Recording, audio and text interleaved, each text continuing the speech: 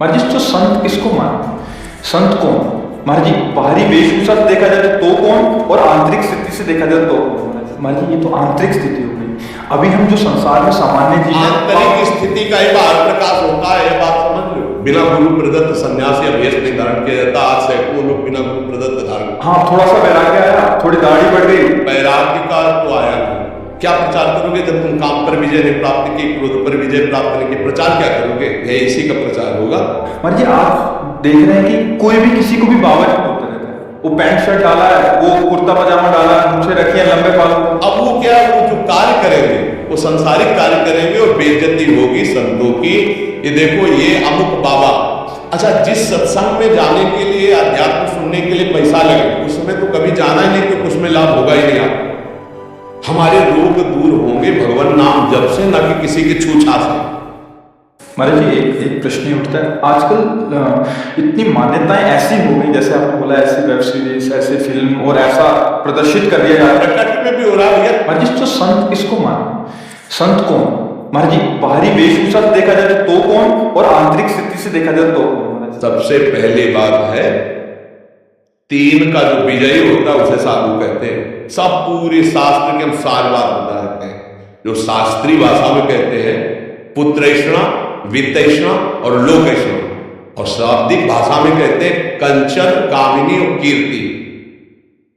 जो काम पर विजय प्राप्त किए हैं और जो धन पर विजय प्राप्त किए हैं। धन पर विजय प्राप्त मतलब धन की आशा का त्याग किए हुए, और जो मान कीर्ति की वृत्ति का त्याग किए हुए, उसे ही महात्मा कहते हैं, उसे ही महापुरुष कहते हैं। जो मदन, मद, मोह, मत्सर, इन पर विजय प्राप्त। महाराज जी, ये तो आंतरिक स्थिति हो गई। अभी हम जो संसार में सामान्य जीवन, आंतरिक स्थिति का ही बाहर प्रकाश होता है, ये बात समझ लो। घर में दीपक जलेगा तो खिड़की से बाहर से रोशनी पता चल जाएगी, अंधेरा है कि प्रकाश है। व्यवहार में पता चल जाएगा। ड्रामेबाजी का व्यवहार अलग होता है, समझ रहे हो? अगर हम रुपया लेंगे ना तो तुम्हारे दिमाग नहीं बदल सकते, ध्यान रखना। और जिस दिन हम पैसा लेने लगेंगे उस दिन ये सब नहीं चलेगा जो आज देख रहे हो। ये आज इसीलिए है बिल्कुल प्योर शुद्ध का, कोई भी मिलावट। हम आपको हलवा पूरी का प्रसाद नहीं दे सकते, हमारी क्षमता नहीं। हम आपको गुलाब जामुन का प्रसाद नहीं दे, हमारे यहाँ प्रसाद नहीं पड़ता कभी, क्योंकि है ही नहीं। तो बचे क्या, जो व्यवस्था है वो भला किसी तरह उधर पोषण के सब अपने धर्म से कार्य में लगे। महाराज जी, बाहरी वेश से, जैसे आपने बोला एक तो मुंडन और एक ये, तो क्या ये किसी गुरु द्वारा ही प्रदत्त होता है? गुरु प्रदत्त, बिना गुरु प्रदत्त सन्यासी अभ्यस नहीं धारण किया जाता। आज सैकड़ों लोग बिना गुरु प्रदत्त धारण, हाँ, थोड़ा सा वैराग्य आया, थोड़ी दाढ़ी बढ़ गई, वैराग्य का तो आया नहीं, तो नहीं तो गुरु शरण में होगा। थोड़ा सा प्रमाद आया, कायरता आई, और भेष परिवर्तन कर लिया, मान छानने को मिलेगा, पूजने को मिलेगा, रुपया मिलेगा, उन्हीं से नौटंकी नाटक होता है। और जब वैराग्य आता है तो फिर ये नहीं होता, फिर भगवत प्राप्ति की चाह होती है। और फिर जो वैभव होता है वो आखिरी बात होती है, जब सिद्ध हो गया, भगवत प्राप्त हो गया, काम हो गया, तो भगवान जगत मंगल में उतार देते हैं। ये प्रारंभ नहीं है, ये अंतिम होता है। आज प्रारंभ में क्या प्रचार करोगे जब तुम काम पर विजय नहीं प्राप्त की, क्रोध पर विजय प्राप्त नहीं की? प्रचार क्या करोगे? यह इसी का प्रचार होगा। रुपया होगा, प्रणाम होगा, नमस्कार होगा, भोग सामग्री, इसीलिए सबके दिमाग में भर गया। तो क्या होता है कि आजकल अर्थ की इतनी मांग हो रही है हर जगह, अर्थ ही अर्थ है। सत्संग है तो अर्थ है, भागवत है तो अर्थ है, कोई प्रोग्राम है तो अर्थ है, मतलब जहां देखो अर्थ है। और अर्थ से भोग सामग्री का भोगता वो कभी ज्ञानी नहीं हो सकता, वो कभी भगवान का प्रेमी नहीं हो सकता, वो कभी सच्चाई से नहीं चल सकता, जहां अर्थ की प्रधानता है। और अर्थ की प्रधानता, इसीलिए लोगों के दिमाग में बात बैठ गई कि ये सब धंधा है, क्योंकि इसको धंधा बनाया जा रहा है। तो इसीलिए लोगों को ये लगता है कि ये सब फ्रॉडगिरी है, ये सब भरोसो दृढ़ चंदन के रो। कभी भी संत महात्माओं ने अपने वचनों को नहीं बेचा है। ये जीवन की धरोहर है, कल जगत कल्याण के लिए, बेचने के लिए है। महाराज जी, एक और प्रश्न है, ये तो हो गया एक। महाराज जी, आप देख रहे हैं कि कोई भी किसी को भी बाबा बोलता रहता है। वो पैंट शर्ट डाला है, वो कुर्ता पजामा डाला है, हाँ, क्या है कि उनकी मर्यादाओं को तो जानते नहीं। संत किसी के आगे भी लगा है, हमारे यहाँ दिखाई देता है, कभी पैंट शर्ट में होते हो, कभी पूरे संत भगवा ऐसे धारण किए होते। ये सब नौटंकी नाटक संतों में नहीं होता प्रभु। एक गुरु मर्यादा होती, जो गुरु ने लंगोटी लगा दी, जो गुरु ने भेज दिया, वो आजीवन उसको निर्वाह किया है। संत उसमें लंगोटी धारण करेगा। अरे बिना लंगोटी का कॉपी नवंता फल भागवंता, संत की स्थिति ऐसे। अच्छा, गृहस्थ में जो संत होते हैं वो अपनी मर्यादा से रहते हैं, पैजामा कुर्ता पहने, कंठी है, तिलक है, नाम जब वो अपनी मर्यादा से रहते हैं। तो जो मर्यादा आचार्य परंपरा से बनी उसका त्याग किए हुए जानते नहीं। एक हितधाम में लाल कपड़ा पहने हुए थे तो उन्होंने प्रश्न किया, तो जब उन पर दृष्टि गई तो स्थिति कुछ थी नहीं, तो हमने कहा प्रश्न बहुत ऊंचाई कर, कहां से संन्यास लिया? बोले कैसे नहीं, अपने मन से पहन लिया। अब क्या होता है कि भेष बनाने में कोई ज्यादा देर तो लगती नहीं, नीचे लाल पहन लो, ऊपर लाल पहन लो, नीचे पीला पहन लो, ऊपर पीला पहन लो, जैसा बनाए वैसा तिलक लगा लो। कोई जानने वाला तो है नहीं कि आपके संप्रदाय का तिलक लगाए, आप किस आचार्य से जुड़े हुए हैं। अब वो क्या, वो जो कार्य करेंगे वो संसारिक कार्य करेंगे और बेइज्जती होगी संतों की। ये देखो, ये अमुक बाबा, अब वो पैजामा कुर्ता पहने अमुक संत। क्या संत किसके आगे लगता है? आचार्य परंपरा से जुड़े हुए, वैराग्य दीक्षा लिए हुए उनके आगे संत लगता था। भाई ऐसे आचार्य, शास्त्री या ऐसे पदों से हम सम्मानित सबको किया गया, लेकिन संत शब्द लगा आचार्य परंपरा से जो संत है। आज पैजामा कुर्ता पहने संत, पैंट शर्ट पहने संत, उल्टा सीधा बोल रहे हैं, बोले संत। अब लोगों की क्या समझ में आ गया? ये सब नाटक की नाटक, ऐसा नहीं है। संत है, भगवान का मार्ग है, सच्चा भगवान का मार्ग है, पर वो बिना भगवान की कृपा के संतों का दर्शन है, सानिध्य नहीं। मात संगस्त दुर्लभो, भगवान की कृपा। और आज बहुतायत है, बहुतायत सच्ची मानिए ऐसी बहुतायत है कि जिसको जानना बड़ा कठिन। तो ये बात समझो कि अर्थ की प्रधानता, भोग की प्रधानता, मान सम्मान की प्रधानता ये साधुता नहीं रहने देती, ये नाटक में उतार देती। भगवान की कृपा से साधुता और संतों का मिलना बहुत कठिन है। आज जो संत हैं आप उन्हें पहचान भी नहीं सकते, ऐसे रह रहे हैं। ऐसे वृंदावन में, ब्रज में हजारों ऐसे संत हैं जिनको आप मानोगे ही नहीं कि संत हैं। साधारण कपड़ा पहने, कमंडल लिए, रोटी मांगे, खाए, चुप के भजन कर रहे हैं, कौन जान पा रहा? तो अगर हम धन का महत्व रखेंगे, भोगों का महत्व रखेंगे, तो साधुता का मतलब क्या है? घर का है तो त्याग था। गोस्वामी जी ने दो प्रकार के संत बताए। एक संत बताए जो भोग ऐश्वर्य को भगवान के लिए त्याग कर भजन मार्ग में चलते हैं, वो एक नारी मुनि घर संपत्ति नासी मोड़ मुड़ाए भय सन्यासी, गोस्वामी जी ने लिखा है। बहुत कठिन है साधुता का मार्ग, और बहुत कठिन है संतों का दर्शन। ये भी बात समझ लो, भगवान की कृपा है तो साधु समागम मिल रहा है, और जितने दिन है उतने दिन मिल रहा है। ये बाजार में हो जाएगी, ज्यादा दिन नहीं रहेगी, पकड़ना है तो पकड़ ले, तो गाड़ी छूट जाएगी। महाराज जी, दो शब्दों में एक अंतिम इसका करेंगे।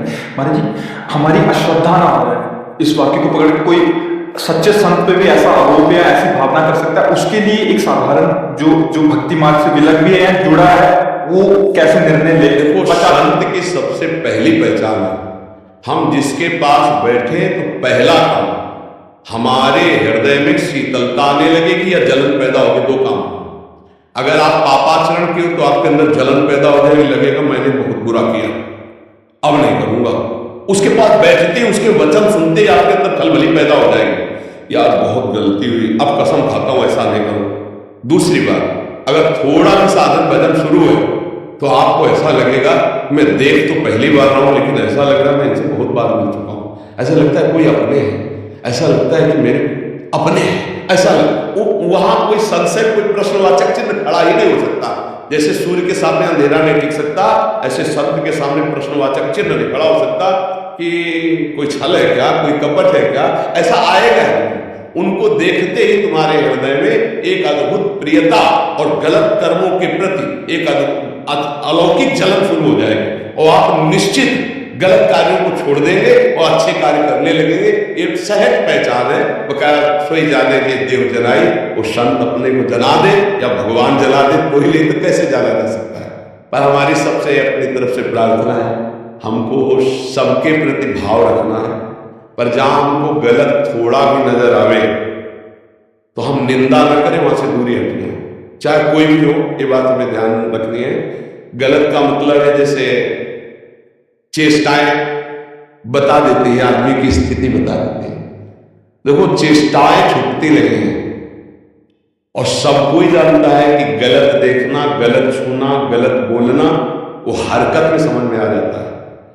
अगर कोई गलत है तो तुम्हारी तरफ देखने का ढंग, तुम्हारी तरफ बोलने का ढंग, तुम्हारी तरफ का जो उसका भाव है वो आपको बता देगा ये आदमी गलत है, चाहे वो किसी भी भेष में हो, दूरी बना लेनी चाहिए।